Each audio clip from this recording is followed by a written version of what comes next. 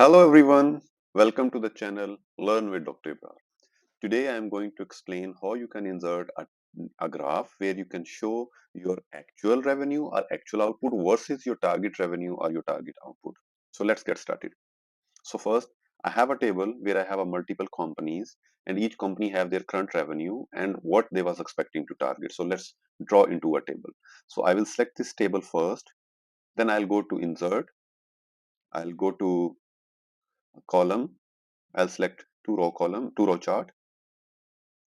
Now I'll right click and I will change chart type. Here I'll click on combo, line and OK. Now just select the line, right click on the line, then you can go format data series. Perfect. So come to your paint. First is the marker, select on the marker options. So here it's by default it will be none. So I'll select built-in.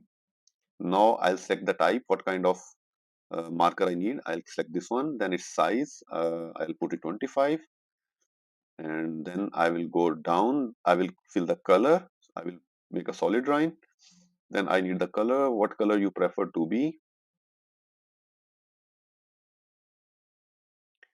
solid color.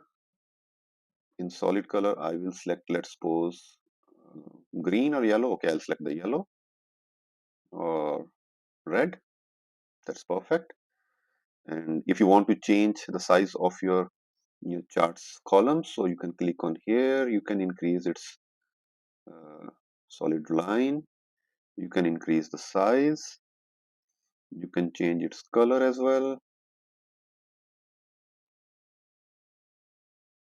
Yeah, that's perfect. So that's done. So I'll close this one.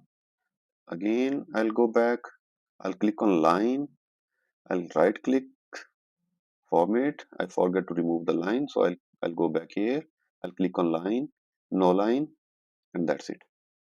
So now if you will change your current revenue or targeted revenue, the chart will be updated accordingly. Let's suppose I'll write it here 15.